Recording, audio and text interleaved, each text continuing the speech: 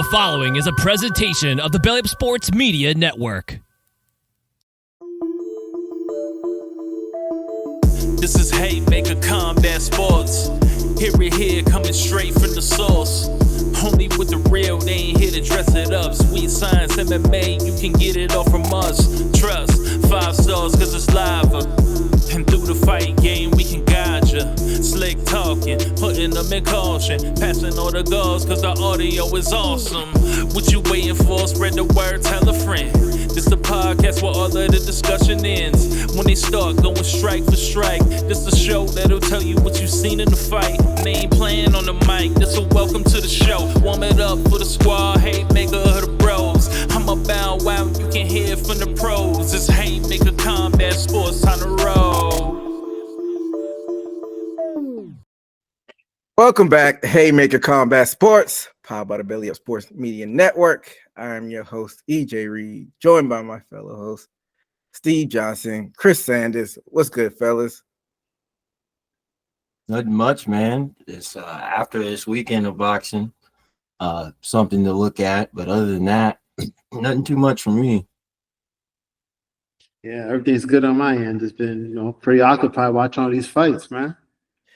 For sure. And it's been a little minute since we did a boxing show. We did one early August. We couldn't go September without doing one, so we had to give the people something before the month was over. But like we always do at this time, let's get into stories inside or outside of the ring. This one popped across my feed. So Mike Tyson was in the news recently because he claimed that Don King is in poor health, and recently King or his, the reps that he has responded, and he said, "Tell everyone I'm doing fine, and I love Mike Tyson." So who knows what that really means, if it was him that really put up the statement. But Don King, man, is still out there alive and kicking, 93 years old, legendary for promoting those Ali fights with Frazier and that Rumble in the Jungle, Ali Foreman, and then later on, he repped Mike. So I don't know. Do y'all have any memories of Don King? I don't think we've talked about Don in this show. Any memories or anything about his legacy in the sport? I'll let you kick it off, Chris. I really don't have. I mean, I was young when he was really doing stuff, so I really didn't get to see him inside him going into the ring with Mike Tyson. That's the only time I really got to notice him as a young kid. But after the fact of him and Mike, that's when I learned more about him. But I didn't really know too much about it. I just see him in the ring and stuff like that. I didn't know his whole background until I got older and really into it. But as a kid, first seeing him, I just knew he was as well as Mike Tyson at the time. Steve? Definitely, when you get captivated by these stories, especially when you're younger, especially when the internet started to rise. You get into these stories and you start going down the rabbit hole of YouTube as far as looking at your favorite fighter and looking at all his fights. And I didn't know you had this fight. And one memory of Don King is where him and Mike Tyson were having an interview.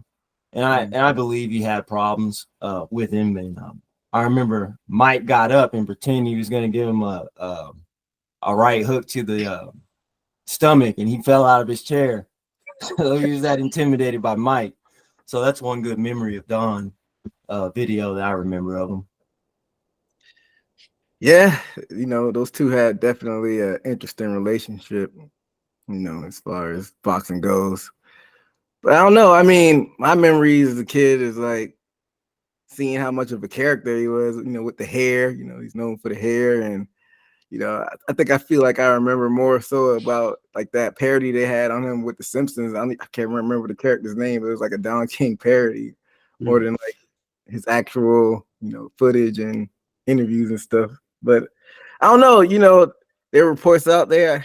I haven't really dug deep, but as far as like, the business he put on with Ali and Frazier and all those guys, but if you look at some of those Mike Tyson docs, they said that Don King, swindled him out of millions of dollars. And so you think once he does eventually pass, you think he'll be remembered more so of like stuff in the 70s or like more so the later stuff, kind of like a con man and whatnot. Because I kind of see him in that the later years, like kind of somebody who's out there, maybe trying to finesse people? I don't know. What do you think, Chris? I think a little bit of both. I think you're gonna look at his legacy and see what he's done in the past as a promoter. But then that's always gonna be in the back burner of his legacy is that he's a con man, he's a scammer and stuff like that. I don't know the full details of that information, but that's just what we always led to. Like, oh, he scammed what? Mike got all that money? Man, that's messed up. That's how people took it as. But he's still a legend, man. Definitely got some of the best fights out there for us to see. Steve? Yeah, definitely. I can see how people can see that he took money, but in a way, I guess in the boxing world, they said it never was,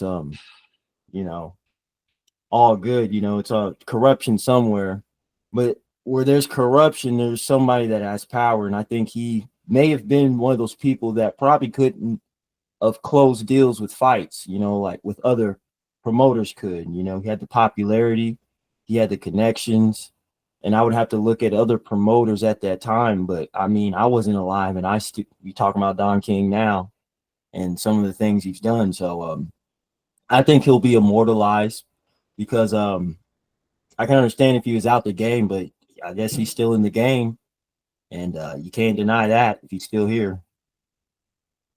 True, for sure. Like most people in the public, a lot of people have complicated legacies, but as far as his rep saying that he's finally alive, so shout out to Don King, and hopefully he is healthy. But let's get into the next story, fellas. Dana White, president of UFC, is in the news, and he did a recent interview, and it's always been, I think this is in like a rumor for the past decade of Zuffa Boxing. UFC's not even owned by Zuffa anymore. They're a TKO company, of Dana White jumping into the boxing game. And he recently got interviewed again, and he said there will be some big announcements soon.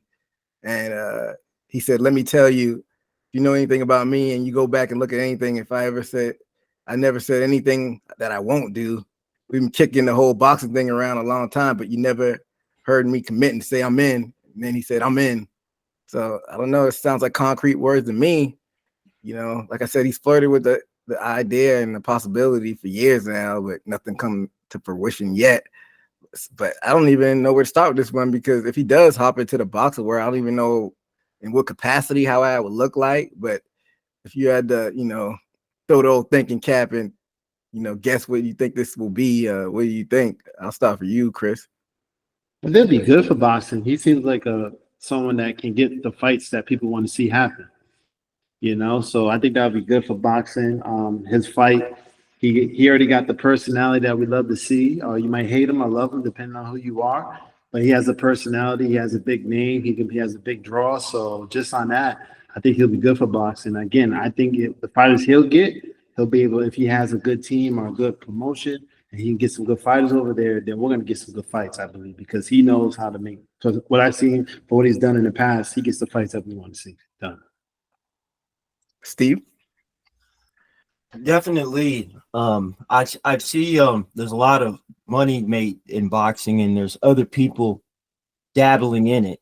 And I think Dana White sees that, and he's like, if these so-called peons that he doesn't respect and talk about, like Jake Paul or people like that, I think he sat over time and saw even his talents go from his promotion to dabble into boxing, and I think he saw the lucrative results for that, or behind the scenes, and based off maybe what the UFC or what they could need for their promotion, I think it would be very beneficial, because we've seen few fighters leave specifically because they want to box.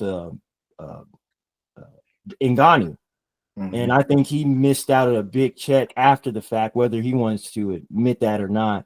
I think we heard, Dana, that he doesn't want to go into the boxing full in. And I think people over time, hearing the money they're making, although it's Mike Tyson can come off the couch and collaborate with Jake Paul and generate that money. That's just something that he has a vessel to have fighters to dabble in that he's not even using. And Yeah. think it like that. That's very true. I didn't even think about it like that. So, Steve, so if he does, go into it, how does that look? Do they just have like TKO boxing, the company, or is it UFC boxing and they just promote it separately from UFC? Like, how do you think it's gonna look as far as structure? I can say definitely separate and then have your, like we have seen MMA fighters maybe collaborate in over into the, I guess, brother company is what you call it. Mhm.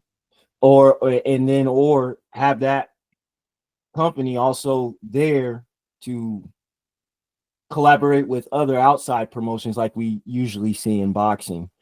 Um, a WBC. I don't know if they would actually create a championship belt or a promotion like that, or if that would work like that. I mean, if it's a promotion and the fighters will fight under they'll promote the bouts, and you contend for any of those belts that are those major belts that are by the boxing councils, like a WBC. So I don't think the boxing councils would dip into the actual promotion side of things, but those belts will be up for grab if you have good enough boxers or rank high enough with this new promotion.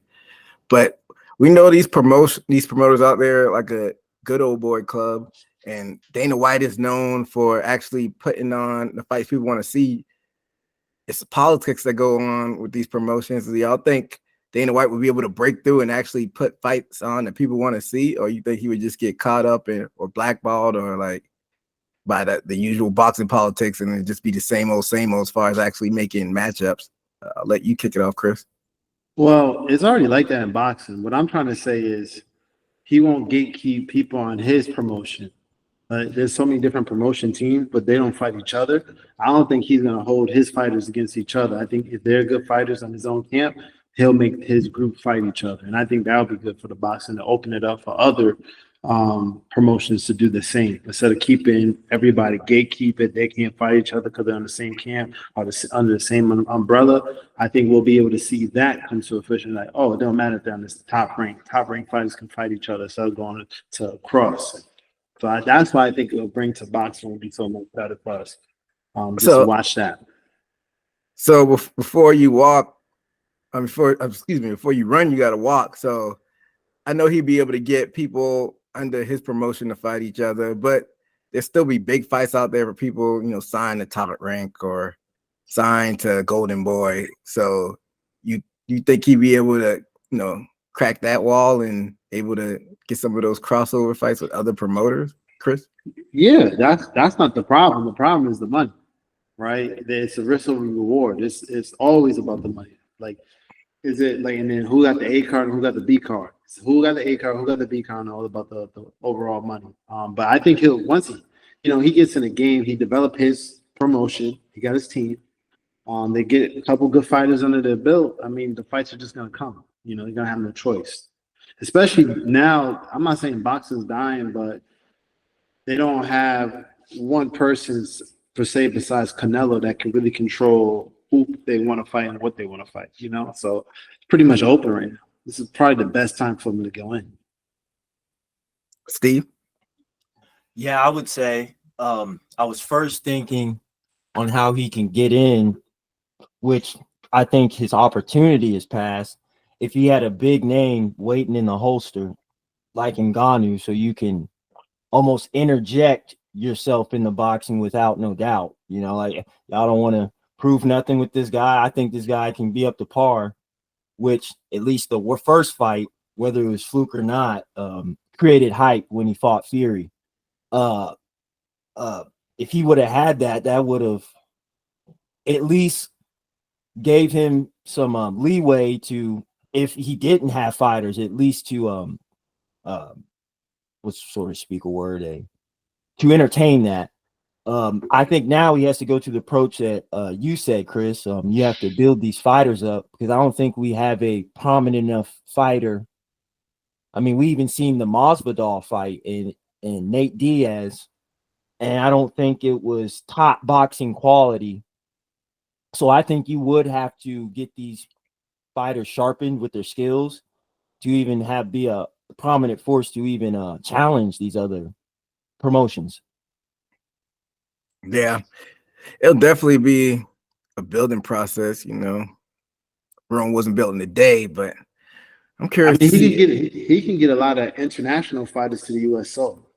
Guys we haven't seen, guys that are 20-0, guys that are really good on paper over there, but they are risks to fight fighters over here because the fighter over here don't want to lose to someone that's unknown. You know what I'm saying? So he can get a lot. There's a lot of opportunity for him. There's guys for him to get. I think he can even go to the Olympics and start grabbing those guys up. There's a lot of things, a lot of opportunity.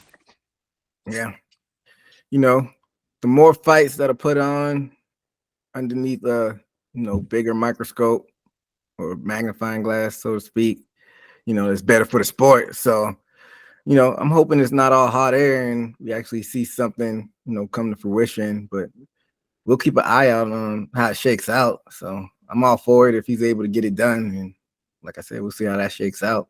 But let's jump into some of this actual fighting, fellas. Let's get into some quick hits on some fights that happened in between the last show before we get into the meat of things.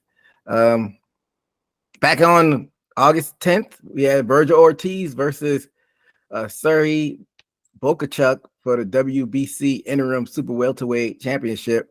Ortiz was able to get the interim championship off of Boachuk. This was a pretty interesting fight because Ortiz came in a monster, 21 wins, all knockouts. And that first round, he faced some adversity very early on in the fight. He got knocked down, but he was able to gauge his composure. This fight was fought in a phone booth. They were like inside fighting and almost like rock and socket robots. And then in round 8, Ortiz got dropped again by Boachuk, but he was able to power back in that round. He hurt Boachuk later on in that round. So I'm like, okay, he's powering back. Maybe he'll be able to come back and get the finish. That's what he's looking for. And then round 11 too, like he was putting it on him, and then Boachuk came back and hurt him. And then more slugging in round 12 to round out the fight, and Ortiz was able to get the majority decision. One judge had it a draw, but like I said, he was able to get that WBC interim superweight welterweight championship off of Boachuk. But what were your thoughts on this one, Chris? Throughout the fight, he did throw more punches, it seemed. It seemed like Ortiz was a little bit more aggressive, even though he was getting dropped. It just seemed like that way. It didn't seem like the other gentleman, when he threw his punches, they were well connected. I just feel like Ortiz was hitting a little bit harder than him for what I've seen throughout the fight. Yeah, well, seeing the highlights, Steve, what do you think? Like you said, it was close to close. Like they were head to head a lot of times, a lot of digging shots. Like you said, I saw him get his knockdown, and that's where a switch turned on in Ortiz's head and came back to him and hurt him, and kind of got started to gain momentum to where I even feel like, if I remember, they were even saying that he was starting to fade before that. But he got that knockdown and stayed aggressive, both fighters. But I feel like Ortiz was digging for that those not so much haymakers, but power shots. And that's what turned him on, because of course a boxer knows he's getting knocked down. And I think that's what probably helped him, because he dug in after that. Yeah, like I said, this was a fun one to watch. But with Ortiz is young. He's still 26. Like I said, he's got everybody out of there prior to this fight. And there were whispers that, he's that guy in the super welterweight division that Terrence Crawford doesn't want to see. So now that he faced some adversity, how do you think he would fare well against like a Bud Crawford? I'll let you kick it off, Chris. Not there yet. I just don't see it. Yeah, I feel he's like B+. Crawford's still in that A. With the versatility, I think he can handle him. Crawford's a lot bigger than him too. Like, don't, maybe not height wise and size wise, it seemed like Ortiz wasn't. He throws hard and he was leaning on his back foot trying to get those power punches off. I'm just trying to remember the fight, but I just seen Crawford. He just might be too technical for him. That's just how I feel about it. Especially if he goes down lower weight, I think he'll be too technical for him. What do you think, Steve? I can definitely agree. Because not only before, but when he was trying to come back from that knockdown. He had to take one to get a bigger one through that trying to come back. And when you go up against Crawford, and like you said, he's a bigger person, you might not be able to take one to get a few back, or that bigger one, which he ended up hurting. Bolshak is his name. Yeah. Bochuk. You might not be able to do that for Crawford, or the window to do that is way smaller throughout a fight. You might be able to do that once or twice, but from Crawford, like you said, the more technical fighter, he gets a flush shot, you might be compromised for the rest of the fight and not come back. So Chris, what does the kid have to work on before he can make that jump to that elite level? Then I don't think he has to work on anything. He showed heart in there today. He got dropped 3 times, I believe.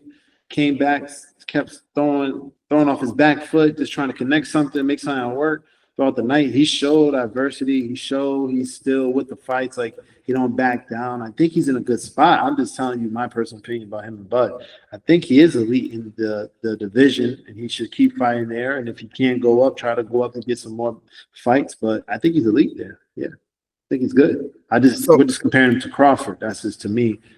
Yeah, he's up A plus level. That's where the difference is for me. So kid's 26. But isn't there a point where Crawford would just be too old and the kid will just be able to catch him based on age? Like, Crawford is around our age. I don't think the kid goes after Crawford though. I think that I don't think the kid has to go after Crawford. I think you can, like, I see everybody calling out Canelo, calling out Crawford and things of that nature, but you can make your own destiny. You know what I'm saying? These guys don't have to be. All you gotta do is get these belts and just become champion and grab those belts, and then you make your own destiny, because then you be the top guy. So they're calling these guys out for the big check. And that makes sense. It's a business, right? So you're calling these guys out, but just go after the belts. Win all the belts and you be the big guy. That's how I look at it. Yeah. And in that division, you also got a guy around his age, Fundora, who's got 2 of those belts. And long, lanky kid, that might be a tough fight for him. I'm interested to see what the kid, like you said, he had heart and he's got power. So those guys are always fun to watch. But let's talk about this next quick hit. This fight happened back on September 3rd of this month. You had Inoue versus TJ Doheny, and Inoue retained that super bantamweight championship. Round 7 TKO, and this was interesting the way it ended. He had the body shot, and then dude act like his back was hurt. I don't think I've ever seen anything like that, and it was called off. But in a way, getting the finish is always doing in a way things. But what are your thoughts on this one, Chris? The ending was weird. I saw the body shot and he was limping. I was like trying to figure out what's going on. But Inoue was doing what Inoue does. Just probably could have gotten out there earlier. The guy became a punching bag. It looked like he couldn't stop him, couldn't figure him out, was a little too slow, was reactive. This Inoue was having his way, what I saw. Steve, what are your thoughts on it? Yeah, man. Anyway, he keeps on doing good things. Flashy fighter as far as very quick. Saw the I guess that would be a TKO. Yeah. Looking at the comments, said, I think commentators said he punched him so hard in the stomach, dislocated his back. But that's what happened, man. Who knows? And I know he got hit with a upstairs shot right before that. And that probably, who knows? He might have had his spine in a weird angle when he got punched. Like maybe, who knows? That's the first time I actually saw that. Yeah. But that's not too much to talk about except how the TKO happened. I mean, I guess I guess that shows the power of what these other people in these weight class. People know he's had it, but I guess he has it in arsenal to dislocate your back through your stomach, man. I was about to say, I don't ever want to get hit so hard in my mid area where my back is broken. Like, damn. What Mike Tyson say, spinal. Spinal. Yeah, I hope he's good though, for sure. I hope he's good. Yeah, but I feel like we beating this topic, down to the ground. But I got to bring it up again. I mean, in a way, it keeps running through this people in this division, and he's got all the belts there, so it's not like he could just keep collecting belts. So I guess like what's only natural, I guess he's got to go up in weight. I guess. What do you think, Chris? I mean, he's fighting at 122, 126 is featherweight, and then super featherweight slash junior lightweight, that's 130. Then you start getting into 135 with those guys with Tank Davis and those guys in Shakur. So I don't know, man.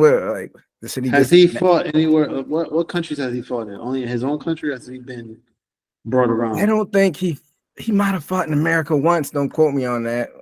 Let me do the research, but I think that would be my next angle with him. I'll put him in front of different crowds around the world before I make him go up in weight, because it seems like he seems slim enough to stay in that weight. It's not bothering him to be there. So I'll just keep him in that weight, and I'll just have him in different places around the world. So he, London, US, different areas. So he gets more exposure that way.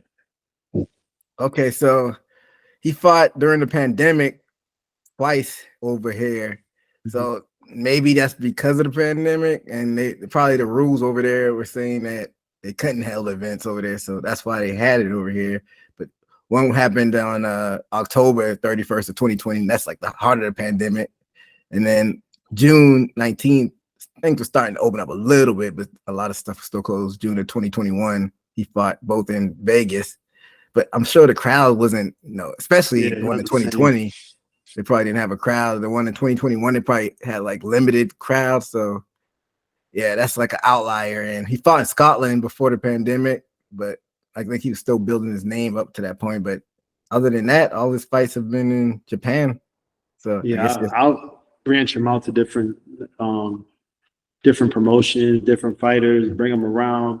I'll market him a little different. That's what I would do. I think he's finding the weight. I think he's good there. He's flashy there. He's knocking people out. So as long as you can keep him in front of a big audience, that's why I think he needs a big audience right now. What do you think, Steve? Yeah, I think people may know his name rings around, but as far as household, maybe, quite frankly, I possibly wouldn't know him if I wasn't, looking into boxing more than usual. If you're not a boxing fan, you don't know Inoue's name. Like, he hadn't broken through like this, even just a general sports fan. You got to be a boxing fan. Like, I don't see any of his highlights on ESPN like that, unless it's like immediately after the fight. But yeah, as far as like even breaking through that sports mode, it's like levels. Like, you can be known by boxing fans, sports fans, and then just everybody in general. And I don't think he's even broken on like a sports fan level yet. But I didn't mean to interrupt you. Go ahead, Steve. No, you all good. All he has to do is, I think, catch the ride on a big card with somebody with a big name. He has the talent. I think people need to see him, and then possibly even win in high fashion when he's on these cards. Obviously, what he's been doing, I guess he's hit the ceiling on that. Who knows? Of course, you're just going to get more popular the more wins, but depending on what region you're in, I mean, you can have a whole angle of light hit you when you go to a whole nother place when people have eyes on you. That's, I think, all he needs is people to have one eye on him on a good fight in a card, and his name, once you learn something or see it, you can't unsee it. So I think that's all he needs. Because a lot of times you really don't see or win to see an Inoue fight. Like I said, unless you're a boxing fan, it's not, his name isn't being promoted like a big boxer name, like Anthony Joshua. It's very hard to keep his schedule. Mm-hmm. And then fighting over there, the time difference. Mm-hmm. A lot of times it's like interesting times over here. So, well, Chris, I'm with you. If he fights stateside, that will definitely put more eyes on him. But in those lower weight classes, you don't have a lot of other big names. Like, he's the biggest name in that weight class, of course. But don't you think that he might need like a kind of like a rival to kind of jumpstart it as well, Chris? No, I think as long as he's on the card and it's performing good, it's a big card, and he performs great, and he's knocking these guys out. I mean, he's like I said, he can rack up as long as he's in front of the people that can see him, and we're seeing this guy. Wow, who is this guy? He's knocking this guy out. He's knocking this guy out. Few of those, and the next thing you know, he's going to be right there. Yeah, like you said, sometimes the fighting speaks for itself, and people are like, "Who's that knockout guy?" Because Tyson didn't really have a rival like that on his way up, and he ran into Buster Douglas, but Buster Douglas wasn't really a rival, and not until he fight Holyfield, of course. But Tyson was already Tyson by the time he got to Holyfield. But yeah, I think either way, I think if he keeps winning, he'll keep building his name up. But it'll be fun to have him have a rival as well. But I'm gonna be tuned in. I like watching this fight, so like I said, in a way, doing in a way things. But let's talk about this next quick hit. This is on the undercard of the big fight, Canelo, which we'll get into a little bit. But you had Erislandy Lara versus Danny Garcia, and Lara was able to retain 9th round. Garcia was retired by his corner, and this was for the WBA middleweight title. So, like I said, this one ended in the 9th round, and it was interesting that Garcia wasn't able to get off the bench because he got hit with like a short, straight left. Didn't look like a hard punch, but sometimes they say it's the punches that you don't see is the one that'll do it to you. But I don't know. I don't know if it was him or his corner, telling him not to go back out. But I don't know. It didn't look like enough to not go back out. But I don't know. What do you think about this one, Chris? Is this his first fight at 54?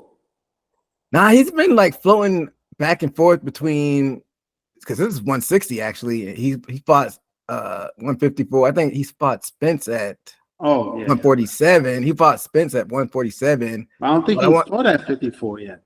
So he went straight to 60?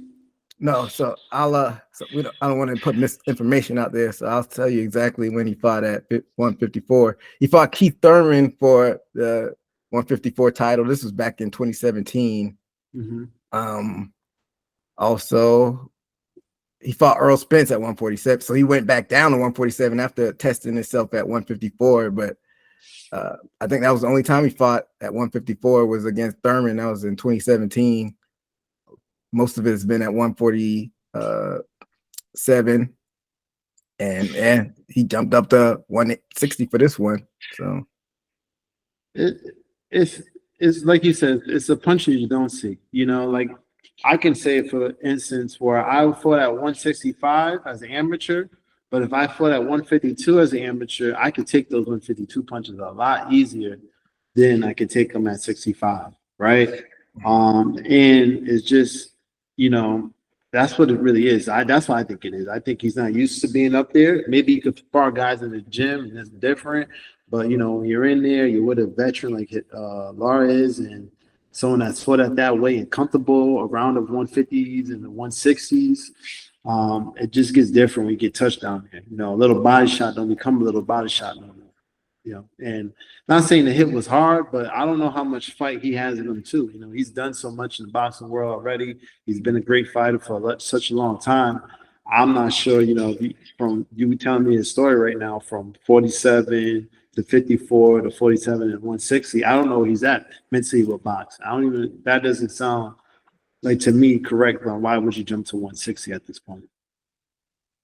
Yes, I know people try to do things if they want to regain that glory. If he thought that the champions might be weaker in 160, maybe that's probably why he made that jump. But like you said, you keep going up those weight classes, those punches are harder. So, Steve, what do you think about this one? Yeah, now that y'all mentioned that, I can see that's definitely what happened. I would ask the question. I would know. Training, especially going back and forth, you're used to the your lower weight class. But even if you were going back and forth, you never know when your body's going to feel the same going back and forth in weight. And saying that, like, I mean, training, I guess you have to get used to those punches, you know, feeling them punches, calibrate your reflex system. Like, oh, I don't want to get hit by that. You know, if you're fighting in the lower class, how much can you get comfortable with these 160 pounders to adjust your, you know, evading skills? Or, you know, because from what I hear, that's the first time he went down with knockdown, right? That fight? Yeah, the first time he took a knockdown. Yep. Yep. Yeah. And how old is he? 36. 36. He's up there. Yeah. He's getting up there. Yeah, he's up there. And like the commenter said, like, it would look short, but it was still from the hips. Who knows? I mean, if you see what you think a fighter would fight through it, but who knows if something popped in his nose or in his face. That's what I would only feel like a fight would be stopped. But maybe they knew, and maybe he felt sluggish. They did say he was looking a little bit slower than usual, and they probably saw that, you know, it's just not worth it. Well, he's not a fast fighter anyway. He's pretty slow there. He hits hard. That was the thing. But he wasn't any fight that I ever seen him in. He wasn't the faster fighter, but he can connect, and he was very sharp. But like, I think you nailed it. I think, you know, his dad was, you know, his dad knows his son, and he called off the fight. He asked him a couple of questions, and it's over. I don't want my son to get that. You know, that's the best trainer for him. Yeah, definitely. Better safe than sorry. But Danny Garcia, he's me and Chris's age. But 10 years ago, you know, he was undefeated. And like I said, 2017 is when he started losing. Keith Thurman, that's, you know, Keith Thurman one time. That's not a bad loss. Sean Porter, it's not a bad loss either. Earl Spence, of course, that's not a bad loss. Now Lara. So that's only 4 losses. And like I said, it only started 7 years ago. But 10 years ago, I remember he was the undefeated kid. Like, he was on the precipice of like superstardom, and like, you know, it was whispers, nothing official. Like, you didn't really hear it on like the boxing shows, but like within the fan community, you know, it was like, why not have him go against Floyd like 2014-ish, 2013-ish? And I guess he was now, you know, the powers that be didn't put it within, you know, the realm of him actually getting that fight. So you think they missed money by not making that fight, Chris? No, he, you know, he has an interesting story. He was a good fighter, but I think was the Amir Khan fight that brought him into stardom, right? Yeah, that was. Well, he did have a fight before that, I think, where he went against another legend, if I'm not mistaken. He had 2 fights for the legend back to back. I forgot who that was. He went Eric Morales before the Khan fight. Okay, I think that was what put him on the map. He did Amir Khan.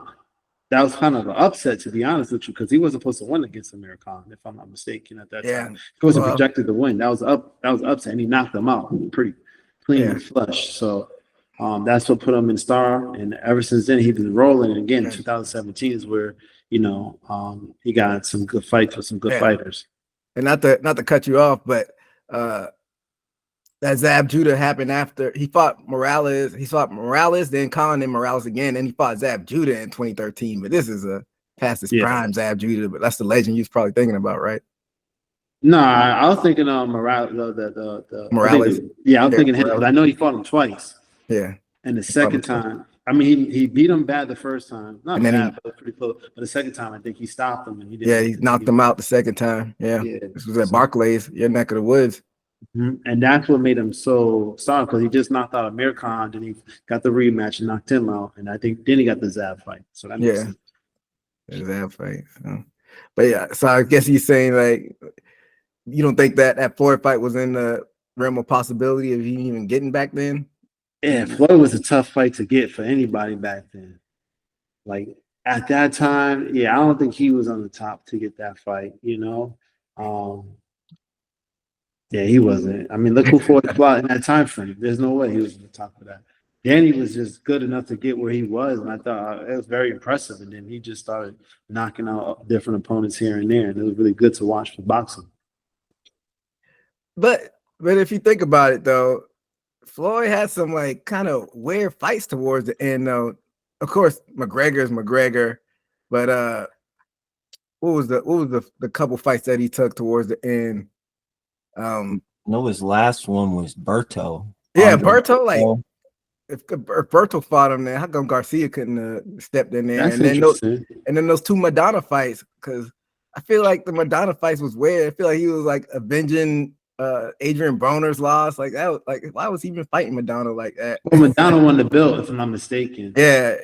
And then he beat Madonna, but nobody, because he, if I'm not mistaken, Floyd got rocked in that first fight. Probably lost a tooth for Sunday claim or whatever it is. But he got rocked in that first fight, and then Madonna kind of was hitting him with the, getting through that Philly shell a little bit strong. So it was like, he really didn't win like that. People had so he had to refight him, and then the second time it wasn't even close. But and then when he had Berto for the last one. Yeah, the Berto one before the McGregor one. I think that's his past beef between him and Berto that they had to get off their plate. So that's why I give him the Berto one. That's why I look at that. Yeah, like you said, that Floyd fight was hard to get, but it sucks that Garcia couldn't get it. I was a big Garcia fan, like I said, 10 years ago. Well, if he retires, he might get it now. Yeah, he might. Boy's still fighting. He might get that circus fight at an exhibition, but I guess that's better than nothing. There's big money in that too. Yeah, there's good money in that in Philly for him, so hey, it's still there. Yeah, but the aura of two undefeated fighters, you can't beat that. And true. Now he doesn't have that, but whatever he does next, I just hope he does it safely, because you don't want to rack up those knockouts. But let's get into the main event that happened on that night. Canelo Alvarez versus Edgar Berlanga.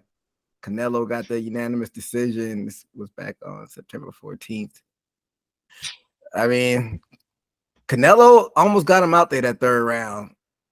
And people have been saying, like, Canelo hasn't been getting people out of there. Boxing is one of the hardest sports in the world, so I don't want to critique them like that. But with that being said, I think if he would have kept putting his foot on the gas, he could have got him out there if he wanted to. But past the third round, he still looked like dominant, doing Canelo things, looked sharp in there, and he got the win, so that's all that matters. But I guess before we get into the fallout with this, what were your thoughts on this one, Chris? Canelo did what he's supposed to do. Did what he controlled the fight. It looked like to me. I didn't see him in harm's way too much. It's what I thought was going to happen. I think Canelo now is getting to that pace where Floyd was, where I can take the fights I want to take. I can take them on my terms. I can do the fight how I wanted to do. I don't have to knock you out to beat you. I think he's gotten to that lane. I think he's got there where he's in a big weight class, and I don't expect him to knock out everybody, but I do expect him to win, because his pole is his mentality, the way he is, and the ring, his ring judgment and management in there. So I expect him to win the fight. I don't expect him to always knock out somebody. Steve? Yeah, I guess we as humans, we want to see the most or the best of things. Like you said, you can't always get a KO. You might get flack through the media. Oh, he's not same or knocking out, but you got a certain amount of time to do work, and somebody's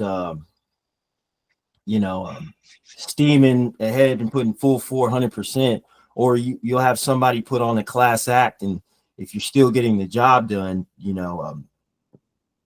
I guess there's nothing to complain about. And I also have a question: is his last few fights, or is this a weight class as he's kind of been new in as far as up weight in weight, or is this is super regular middleweight. This is 168.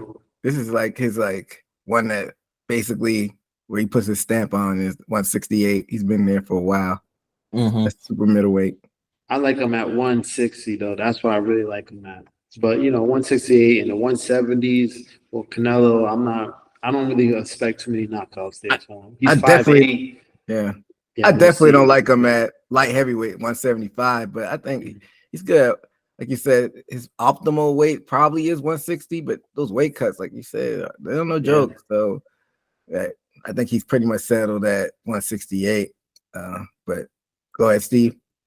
And maybe his outcome of his fights, may vary on people who are more naturally that weight class, or he might be fighting somebody dropping down, and that's why he can't knock them out because they regain that weight back after. And because from what I remember Canelo, especially people his size, I think if I remember Triple G, although that was a competitive fight, people his size, I guess he would walk through and hurt very bad to where he's not hurting these people. He's knocking them down, but these people are getting back in his face and want some more. Like I saw, his opponent do. He never stopped, and they probably be hurt, but he's not stopping him with this devastating power. Because I see him throwing, Canelo. I've been seeing his past fights. He loves to dig those hooks to the body and dig those shovel hooks to the face, and he still kept coming. So maybe I don't know if his like you said, his days of KOing people are done. I think he did a master class and stayed dominant the whole fight.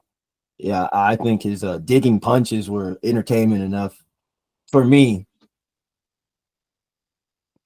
Yeah.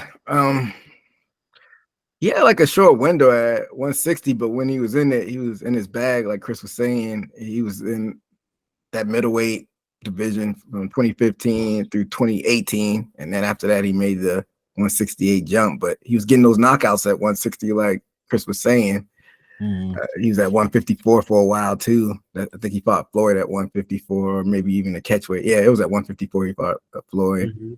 Lost. He's only lost twice, even though people dispute that first Triple G fight, and that's a topic for another day. Very questionable that first one. That's a topic for another day. But yeah, I mean, he's still in his prime, I think, because I think boxing, you're in your prime, your early 30s. He's on the back end, but he's 34. So this is where you have the mental and the physical, come together when you're in your 30s. So I don't think he's past his prime, but like Chris said, it might be a weight thing, or it might be a motivational thing. Maybe he doesn't have that opponent that, gets him up like that. Even though Charlo, I feel like had some back and forth. Berlanga, like maybe it was hype fight, but they were going back and forth. But maybe not the name to go with the fire as well. After the fight, I've been hearing whispers of his next opponent.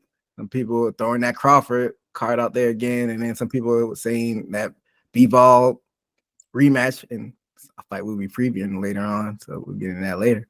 But I don't know, what do y'all think is going to be his next fight, and what would you want to see him fight next? I'll start with you, Chris. I don't know. Canelo, he's not really so open about telling us, like, I want him next, or he calls out anybody. Seems like he takes his time, and his team does what's best for him, and he does what's best for him. So I mean, he got, like you said, he got so many guys calling him out. I like to see him with Crawford, of course, but I don't know if he's going to take that fight. I don't see him taking that fight right now. I mean, if he did take Crawford, the way Crawford looked at 154, it looked like he lost a little power going up. So I think I might pick that's the problem. I think that's the problem, because we saw what Crawford did at 154.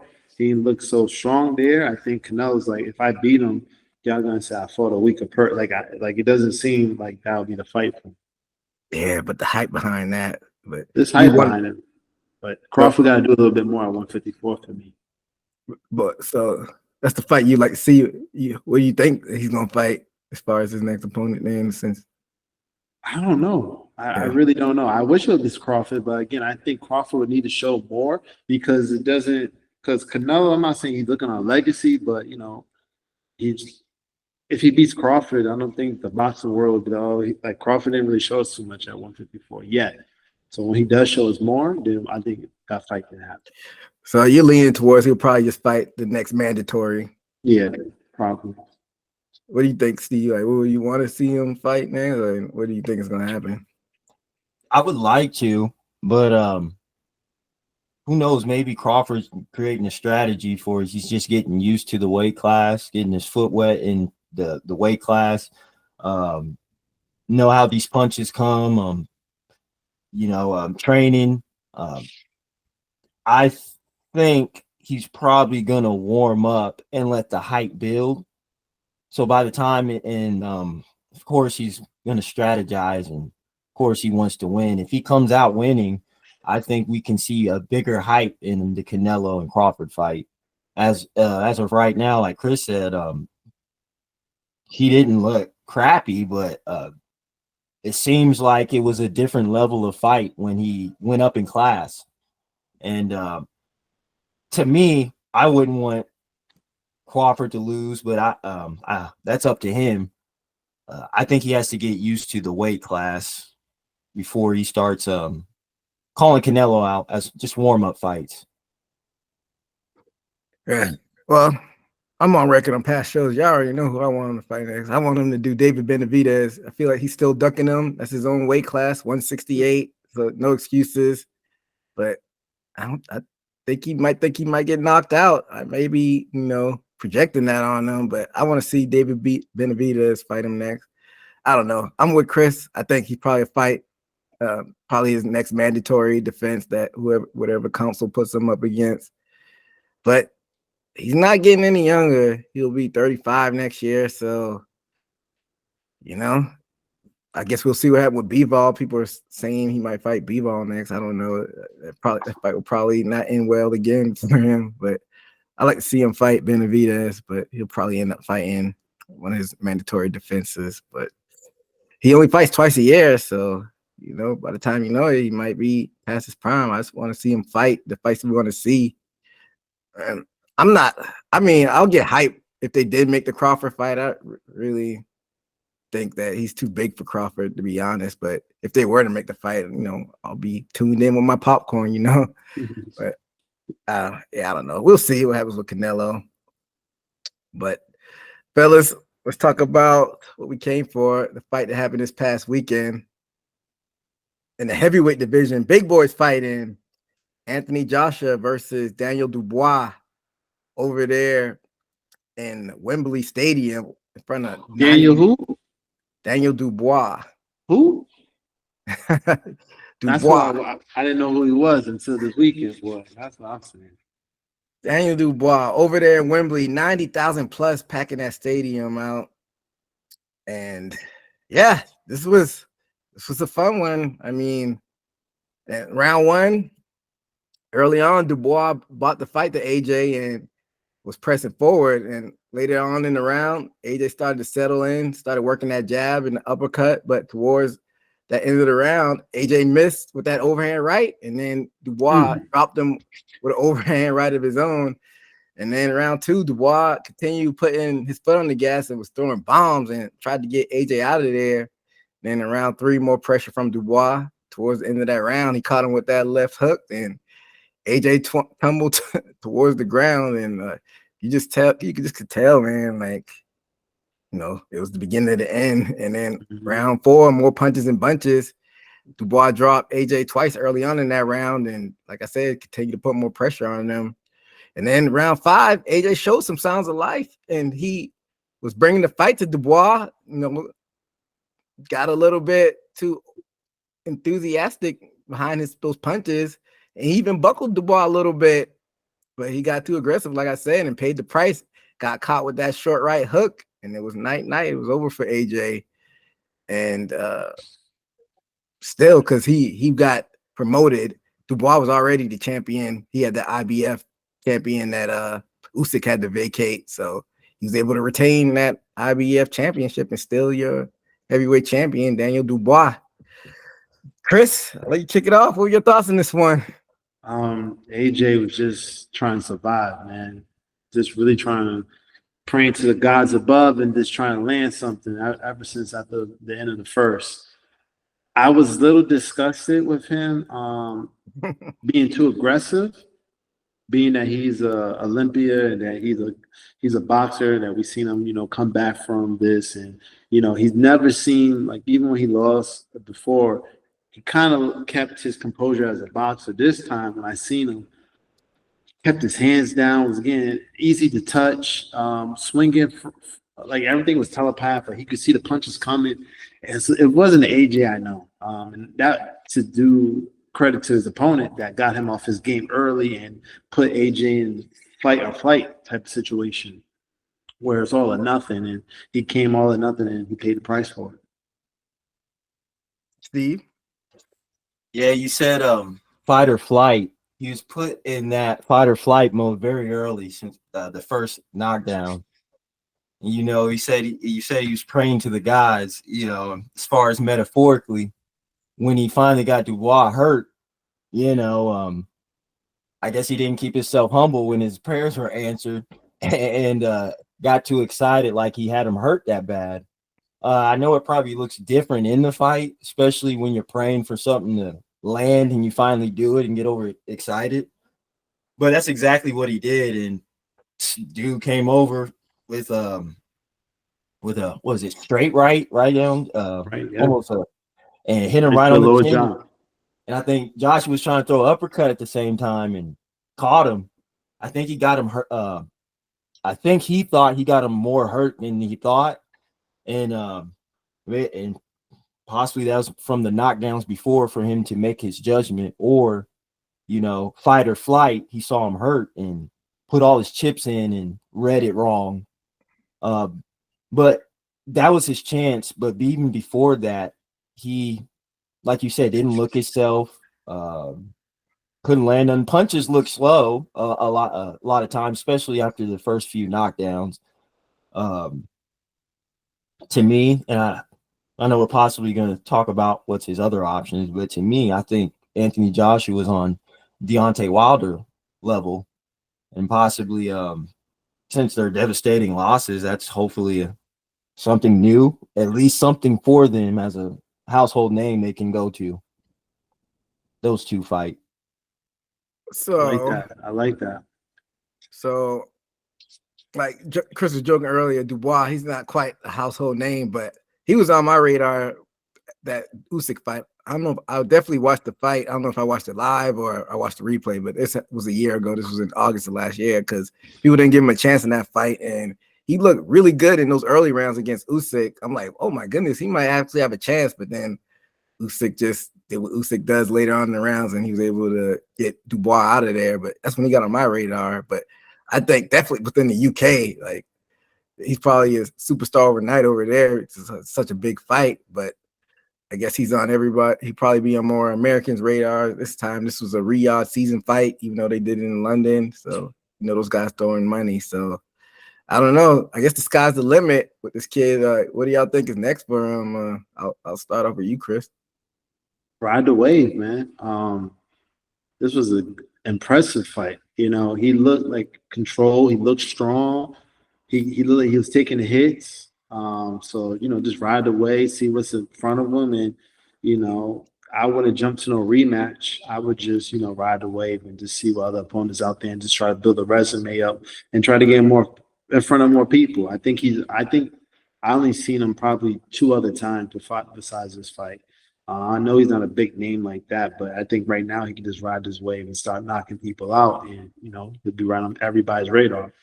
So you wouldn't give him the winner of Usyk and Fury rematch? I would. That's what I mean. Just keep Okay. riding the wave. I said no rematch to Joshua. Yeah. I think there's nothing there for him. I think he could just start riding the wave, and hopefully he can get some knockouts somewhere else so he can add to it more to his resume. Even if he doesn't fight those guys, if he can get knockouts at that, you know, we like the knockouts, especially from the big boys. So we see the big guys, the heavyweights knocking out people. You know, he can just build a resume that way. Just some good opponents that he's knocking out, and it looks good. I think we can ride off that way. Totally. Steve? Yeah, definitely. I think he can get fights after that, after, you know, especially that type of knockout. It wasn't just a decision. It was a KO win. It was Anthony Joshua being a household name that was spread out pretty quickly that he got knocked out. I didn't get to see the fight, but as soon as I scrolled on YouTube, you know, that's what I saw. It did him dirty on the thumbnail, by the way. Yeah, they had him face plant, like face down, ass up, like a rap video or something. Yeah. I can definitely see Dubois getting a fight and I guess get on top of Mount Everest. I mean, I guess you got to wait for an opponent to come, wait for things to sort out with people fighting. I think fights will come to him more than him asking for a fight based off of what he just accomplished. Yeah, I mean, if I were him, I would see how the fight, because Fury and Usyk are fighting towards the end of the year, so I see how that shakes out before I take another opponent. But if you don't think you get that fight, yeah, you just got to stay busy and just keep knocking people out. But like I said, the kid's 26, 27, he's got a bright future, and we'll see how that shakes out. But moving on to the loser of this fight, so I guess the past 10 years has been like a 3-ring circus as far as those heavyweights. You had Tyson Fury, of course, the undefeated Gypsy King, Deontay Wilder, heavy hands, knockout guy, and actually Anthony Joshua, like Chris saying, Olympian. Do y'all think they kind of had missed opportunities and this like era didn't shake out how it probably could have shaken out? Because only fights really got were Wilder and Fury. We didn't get anybody else fighting, and I mean, you can still put on a fight, but it still doesn't have that hype. So, and I think like now these new guys are coming up. You got Usyk, the same age around those guys, but probably has a few more years on top. But as far as this new blood, the Dubois and some other guys in that division, Big Baby Anderson, even though he just lost. But do y'all think like it was missed opportunities in this little era? I guess it's basically the era people are. Yeah, 1,000%. Joshua's team let us down. He should have gave us both of those fights, that we need to see. There's an opportunity for both of them to land. I know losses came in between those, but I think Joshua's team let us down. If out of anybody, I think that's the team we look at. I don't think the other two would have had an issue fighting Joshua the way it looks like, because the two fought each other. So fighting Joshua wouldn't hurt neither of them. I think Joshua let us down, his team. I know he got some losses in between those two when he's supposed to fight. Even they lost when they were supposed to fight. So it's kind of weird. But when we look over it, Joshua's the only one that didn't fight either of them. So as of right now, when they both was on top. So I think that's why I can lean the blame on this is his team. Steve? Yeah, if I can remember his, fight history, I remember there's hypes of him supposed to fight certain fighters, and then he would end up losing, and then he would get a win back, and it's almost like he would teetering on staying relevant. And I think this one might put the nail in the coffin for the generation of everybody participating around him and who could have made his fights. Now we got younger people or people that we don't know so much of, like Dubois, knocking him out. Like what even fights that we wanted to see, if you can make them now, if you can make them, since he having these losses and barely staying relevant. And I think the Ngannou fight made him still relevant, but we have to remember, I don't think that was a professional fight, was it? Or was that exhibition? Yeah, it was professional. That was professional. So for what it is, yeah. But I think this one actually puts it into for people to pay attention what caliber of fighter he is, or if he's that top echelon heavyweight still.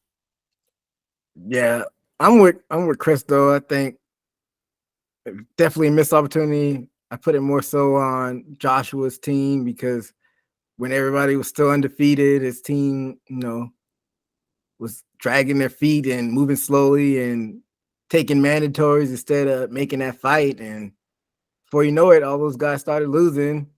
Fury was the last one to lose, but should have struck while the iron was hot, so to speak. And even though I put a lot of blame on Joshua's team, like Chris said, but we still had a chance to have I think it was after Joshua had, he rectified those Andy Ruiz fights, so he's got some of that shine back. He had a chance to make it, and for some reason, Wilder's team wanted to invoke that rematch clause with a third fight with Fury. I think they had the fight basically booked between Joshua and Fury, and they invoked that rematch clause. I'm like, man, and then I think the two Usyk fights happened after that, and the shine was really taken off of Joshua. So I'm like, man, Wilder's team kind of messed that up. Where the stars just never aligned, and I don't know. like I think it was a missed opportunity from that generation. It had a chance to kind of be like the wish or die version of, you know, when you had the Ali's all fighting each other and Frazier and George Foreman and whatnot. So yeah, this missed opportunity, but you know, it is what it is. Can't go back and change it. But Steve kind of touched on it. I'm guessing a fight that he would be looking forward to is him versus Wilder. I don't know, Chris, you think that fight may still happen, I guess, now? I mean, yeah, it can still happen, but I mean, if I'm Joshua, I got to run this back immediately. I got to try to get my name back. I got to try to fight this guy. I got to show who I am. I got more heart than that. Even though Joshua showed heart, but you know, I'm a better fighter than what I put out there. So if I'm Joshua, I'm not running away from this guy. I'm calling him. My team trying to get in contact with him. I need to run it back, trying to run it back as fast as possible. While it's still on the clock, while it's still even a possibility. I don't think it's good for Joshua to run back, take time off, unless he's thinking about retiring, because he's done already so much in boxing. He's fine, I'm sure, financially and just on his own legacy. I think he's fine with what he's accomplished. But I would, if you know, keep those fights or even fights as a potential for the future for him relevant. Because now you just find Joshua, his name doesn't come with his record. I think he needs to start winning something and showing us his boxing skills more.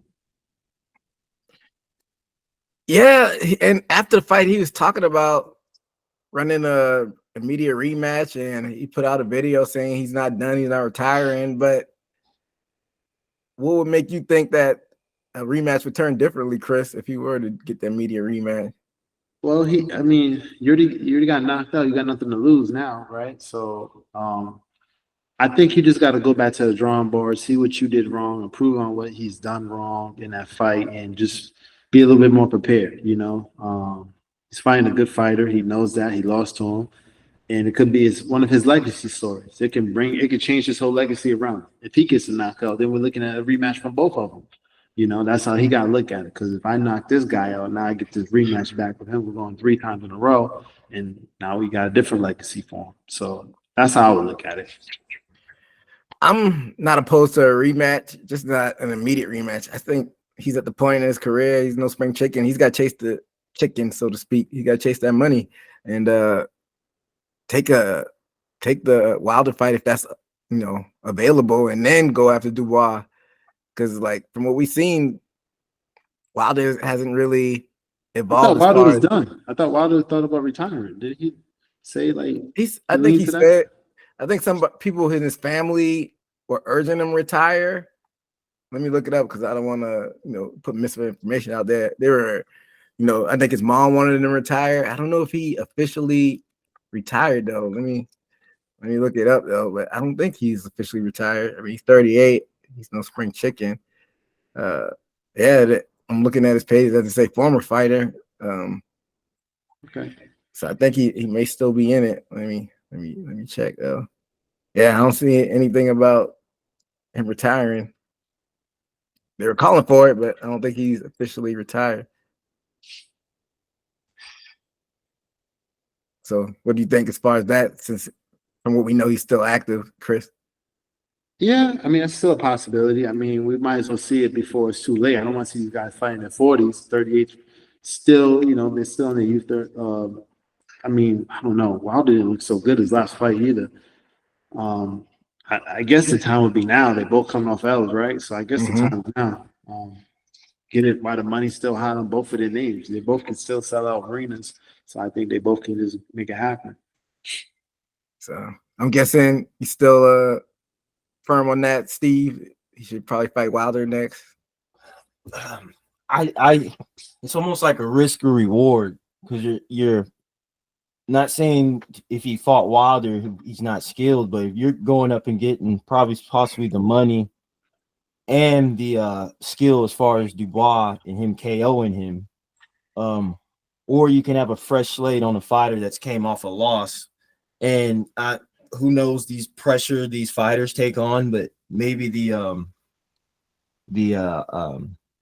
circumstances of the fight, you know, the outcome of it, he could take this one as because I think the Wilder and the Joshua fight is everybody's going to watch that. I think they still have a name, a devastating puncher against Anthony Joshua, a fight that should have happened that's happening now.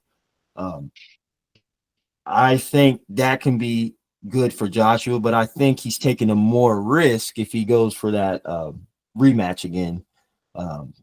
That's just me. Definitely a risk. And like I said, Dubois, that rematch will be there, but I feel like you need to get that bag before you take that risk. Because if you get knocked out by Dubois, I'm saying that it's over, but the shine keeps wearing off more and more. Well, I look at it vice versa for the Wilder fight. Either of those two loses, one career kind of goes up a little bit, the other career goes all the way down. In the Joshua Wilder fight, whoever loses in that one, it's going like this. It's not going to be like an even out. So it's not a win-win situation for him to have any situation. He has to win his next fight. Yeah, but at least it's probably more money behind that Wilder fight than the Dubois rematch, though. So that's why I'm saying you might as well take that first. I get you. Even if you lose, I mean, at least you get the bag. Like you said, whoever wins that fight will be in a better position, just slightly. But I don't know. I mean, like I said, what could have been, but just got to keep pressing forward. And I just looked it up. Malik Scott, who's Wilder's trainer, he said after, I guess, watching the fight this past weekend, they said Wilder still wants to box. So, maybe we will get that fight. Okay. I don't know, but we'll see how things play out. But before we get out of here, we got to preview the card happening in October. Actually, it's happening on October 14th. No, excuse me, October 12th. A fight that we previewed on a show, but we put that segment on the chopping board because the fight got scrapped. So that's out there in the reel somewhere, but we never posted that part. But it's finally happening. Artur Beterbiev is defending his unified light heavyweight title against Dmitry Bivol. We are here back again because Beterbiev had to withdraw from the fight back on May 3rd because he has suffered that ruptured meniscus in training, but they were able to reschedule the fight. And like I said, now we're getting this fight again on October 12th. And yeah, this is a fight people have been clamoring for. Both of these guys are on the pound for pound list. Bivol is more so of a volume guy. And Beterbiev is that monster in the light heavyweight division. He has never seen a judge's scorecard. So, but he's no spring chicken. He's 39.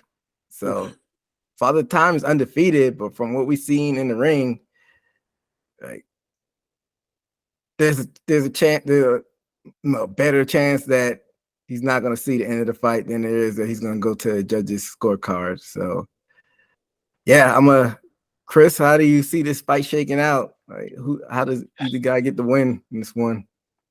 You know what? He never seen the scorecard, right? Yeah. I'm going against it. I'm saying it's going to decision. Oh, wow. I'm going to pick decision on this one.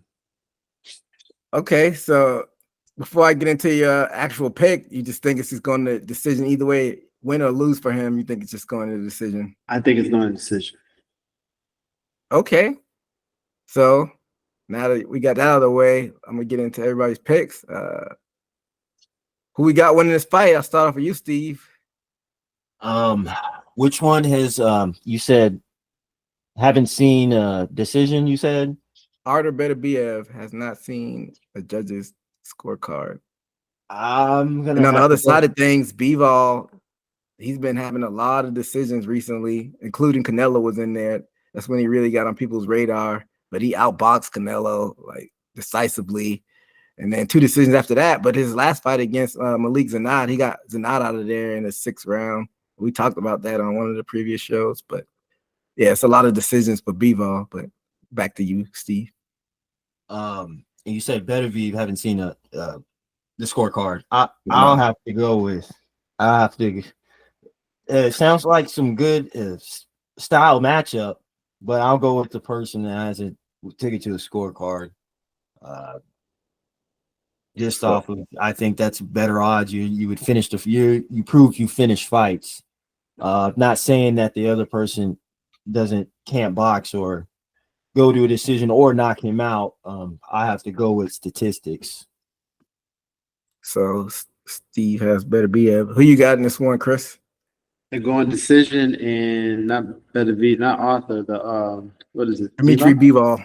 Bivol, yeah, going with him on this one. I think he's gonna take him to the distance. I think that's his goal. If that's what he's gonna try to get him to waters he's never been to. He never seen all 12. So let's take him all 12, and let's just box him through each round. We know this guy's a valiant puncher. He's gonna go try to hurt us, but keep the boxing. Try to win 7 out of these 12 rounds. And that's what you do, and just take him to all 12 and get there. I think he has a chin too. I think he has the body to take those punches from him. And if I'm not mistaken, he might be bigger, slightly. If I'm not mistaken. He's lankier. Yeah, I think he's taller. Yeah, he might be a little bigger. So he's been in this water with tough fishes before. Came out victory on the victory side of it. So yeah, I think I'm gonna go with him taking him 12 rounds and win the decision. So I don't want to put misinformation out there. They're the same height. They're both 6 foot, and Beterbiev has a slightly longer reach. He's 73 inches, and Bivol is 72 inches. So yeah. So I don't know if that changes your decision or. Nah, I'm gonna still go there 12, and he'll be victorious on the judges' side.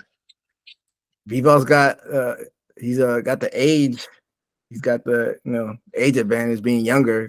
Bivol's only 33 and Beterbiev is 39. So Bivol does have that, but I think I'm on the same page as Steve. Until I see Beterbiev go to a decision, I think he's going to get Bivol out of there, man. I don't know what round, maybe the first half of the fight, maybe the first 6 rounds, but I think that power, man, is overwhelming, and we don't know. We got to take it into account that injury that might affect Beterbiev. So yeah, maybe Bivol is able to take advantage of that, and he's been more active. So I wouldn't be surprised if Bivol was able to get the win, but I think I'm going to take Beterbiev in this one, but it's going to be a fun one. A little less than a month. Like I said, October 12th. And the day before that, actually, we got Undisputed Boxing, the first boxing game in over a decade. And I know Steve's getting it for sure. I know I'm getting it. So maybe we'll do like a little mini review once we recap the Beterbiev Bivol fight. So maybe we'll do that. But I'll bring us to the end of the show. Make sure to follow us on all social media platforms. Make sure to subscribe on the YouTube page. Get those views up like always. But we'll be back next month for another boxing recap. We'll have the MMA shows too for y'all. But that'll do it for us here at Haymaker Combat Sports. Till next time, be safe out there. Later. This is Haymaker Combat Sports. Here, coming straight from the source. Only with the real, they ain't here to dress it up. Sweet science, MMA, you can get it all from us. Trust.